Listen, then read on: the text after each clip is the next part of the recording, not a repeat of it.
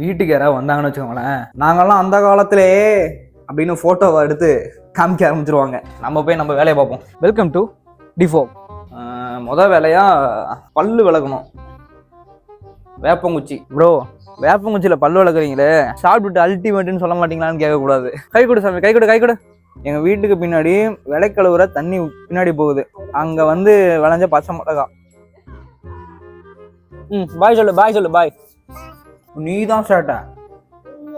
ஏய், நானும் சின்ன வயசு உன்னை மாதிரி தான்டா இருந்தேன்.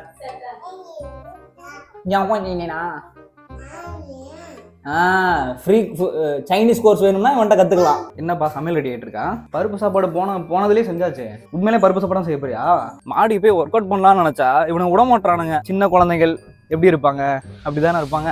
நான் வந்து ஒர்க் அவுட் பண்றது அப்படின்னு பாத்தீங்கன்னா வீக்லி 4 நாள் இல்ல 5 நாள் அப்படி இருக்கும். அந்த ஒரு நாள் மட்டும் லீவ் விட்டுருவேன், உடம்புக்கு ரெஸ்ட் கொடுத்துருவேன். இல்ல அப்படின்னா ஸ்ட்ரெச்சிங் பண்ண ஆரம்பிச்சிருவேன். இப்போ ஃபர்ஸ்ட் நான் வந்து வார்ம் அப் எப்படி பண்ண போறேன் அப்படின்னா வந்து ஃபர்ஸ்ட் ஸ்டார்டிங்கே வந்து இதை தான் ஸ்டார்ட் பண்ணுவேன். இது வந்து ஒரு 30 பண்ணுவேன். கையை முன்னாடி நீட்டிட்டு இப்படி வந்து ஒரு 30 பண்ணியிருப்பேன். அதுக்கப்புறம் வந்து நீங்க உங்க வீடு செவரா இருந்துச்சுன்னா இப்படி வச்சுக்கலாம். சரி, வீடு செவரா இருந்தா இப்படி வச்சுக்கலாம். கை இப்படி வச்சு இப்படி அண்டை கொடுக்கணும் அப்படின்பாங்க. அந்த மாதிரி வச்சுக்கோங்க. இல்லை அப்படின்னா மாடிலையோ இல்லை வேற எங்கேயோ இருக்கீங்க அப்படின்னா இந்த மாதிரி கையை வச்சுட்டு லைட்டாக முன்னாடி வந்துட்டு இந்த மாதிரி ஷோல்டரை இப்படி டச் பண்ணணும். இந்த இடத்துல டச் பண்ணணும். நான் ரொம்ப பெரிய சாம்பியன்ஷிப்புக்கு வந்து ரெடி ஆகிற ஆள்லாம் கிடையாது. எனக்கு தெரிஞ்ச ஒர்க் அவுட்டை நான் இப்படி தான் பண்ணுறேன் அப்படின்னு சொல்கிறேன். நீங்களும் ட்ரை பண்ணி பாருங்க, உடம்பு நல்லா இருக்கும். காலை வந்து ரொட்டேட் பண்றது, இது வந்து ஒரு 20, இந்த பக்கம் ஒரு 20, இந்த பக்கம் ஒரு 20. கையில வந்து இதே மாதிரி சேம் அதே தான். ஒரு இந்த பக்கம் ஒரு 20, இந்த பக்கம் ஒரு 20. அது பண்ணி முடிச்சதுக்கு அப்புறம் ஷோல்டர் ஸ்குவாட்னு சொல்லுவாங்க. ஸ்குவாட் நிறைய பேருக்கு தெரியும். சில பேர் இருந்தா இப்படின்பாங்க அந்த மாதிரிலாம் பண்ணவே வேண்டாம். ஸ்கூல்ல எப்படி டீச்சர் சொல்லுவாங்க, ஏதாவது சேட்டை பண்ணிட்டா சேர் போடு அப்படின்பாங்க. சேம் இதே கான்செப்ட் தான் சொல்ல வரேன். இது ஒரு 40 பண்ணிக்கணும். இப்படியும் பண்ணிக்கலாம், இப்படியும் பண்ணிக்கலாம். இது பண்ணும்போது டக்குன்னு பிரெயின் வந்து டக்குன்னு ஆக்டிவேட் ஆகும். கண்டிப்பா ட்ரை பண்ணி பாருங்க, சூப்பரா இருக்கும். நான் ஸ்டார்டிங் வந்து இந்த மாதிரி தான் இப்படிதான் பழகினேன். அதுக்கப்புறம் தான் போக போக இந்த மாதிரி இந்த ஒரு காலில் இப்படி பண்றது, இந்த மாதிரி பண்றது, நிறைய ஸ்டைல் சொல்லுவாங்க. நமக்கு தெரிஞ்ச ஸ்டைல நம்ம போட்டுக்கலாம்.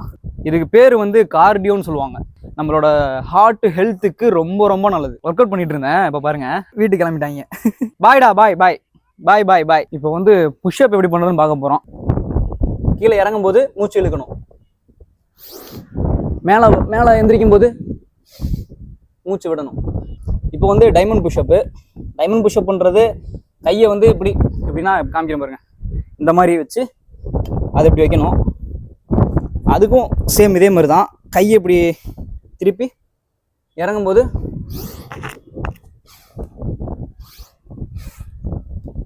இது டைமண்ட் புஷ்அப்.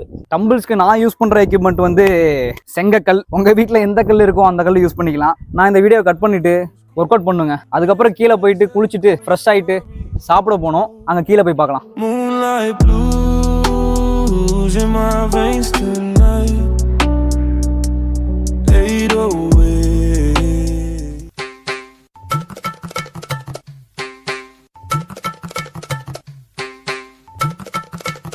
இப்போ பருப்பு சாப்பாடை ஃபர்ஸ்ட் ஒரு பைட்டு போலாமா? எப்படி ப்ரோ எல்லா ஃபுட்டுமே வந்து சாப்பிட்டு அல்டிமேட்னே சொல்றீங்க அப்படிங்கிறீங்களா? உண்மையிலே வீட்டு சாப்பாடுனாலே டேஸ்ட்டாக தான் இருக்கும். வீடியோ எடுக்கும்போது நம்ம குட்டிமா வந்து பின்னாடி வந்து பார்த்துக்கிட்டே இருந்தது. சாப்பிட்டு முடிச்சதுமே அடுத்த வேலை எடிட்டிங் தான். ஆப் வந்து கேப்கட். நிறைய பேர் கேட்குறீங்க எதில் எடிட் பண்ணுறீங்க ப்ரோ அப்படின்னு.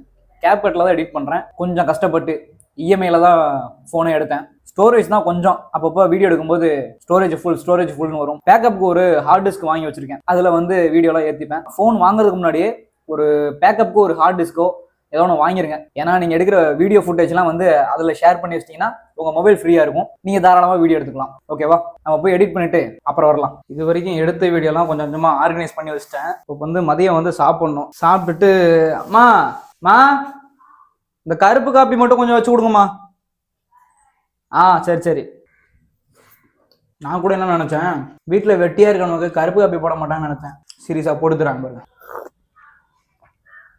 அடா சாப்பாடை சாப்பிட்டுட்டு நல்லா சூடாக வர காப்பி குடிக்கும்போது அப்படியே உட்காந்து சுற்றி முற்றி வேடிக்கை பார்த்துட்டு காப்பி குடிக்கிறது எவ்வளோ சுகமாக இருக்குது தெரியுமா? இந்த மாதிரி நாங்கள் எங்கே ப்ரோ வேடிக்கை பார்க்குறது, எங்கே காப்பியை போட்டு குடிக்கிறது அப்படின்னா யோசிக்காதீங்க. இந்த காட்டுறேன், வேடிக்கையை காட்டுறேன். நீங்களும் ஒரு காப்பியை போட்டு உட்காந்து குடிங்க.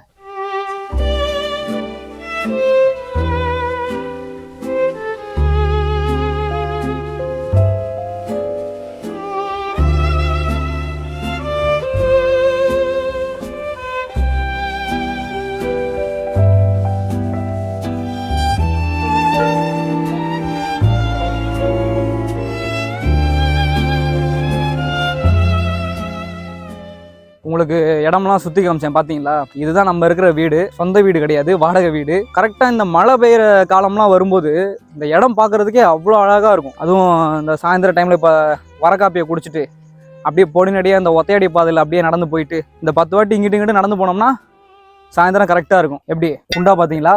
இன்னும் கொஞ்ச நேரத்தில் வந்து பால்கார அண்ணன் வருவார், பைக்கில் வருவார் டுன்னு. அவர்கிட்ட போய் பால் வாங்கணும். அங்கே வராரு பாருங்க, வாமா மின்னல் அப்படின்ற மாதிரி போனாரா. எவ்வளோ வாங்குறீங்க? 20 ரூபாய்க்கா?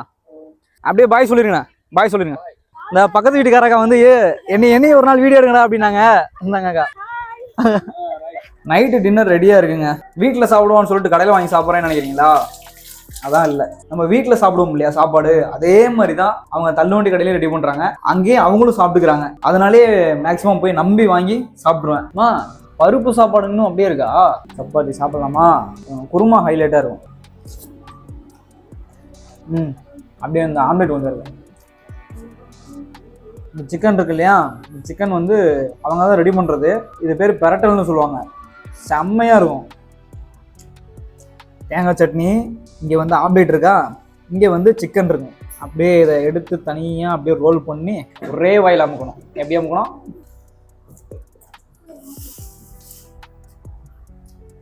இந்த மாதிரிலாம் கண்டிப்பாக ட்ரை பண்ணி பாருங்கள், சூப்பராக இருக்குங்க. இப்போ சாப்பிட்டு முடிச்சிட்டேன்னா நேராக உள்ளே போனோம் அப்படின்னா கிச்சனில் பால் காய வச்சுருப்பாங்க. அதை குடிச்சிட்டு கொர்றன்னு குரட்டை விட்டு படுத்துங்கன்னா சரியாக இருக்கும். வீடியோ பாருங்கள், பார்த்து முடிச்சதுக்கப்புறம் உங்களோட நிறை குறைகளை வந்து கீழே கமெண்ட்டை போட்டுவிடுங்க.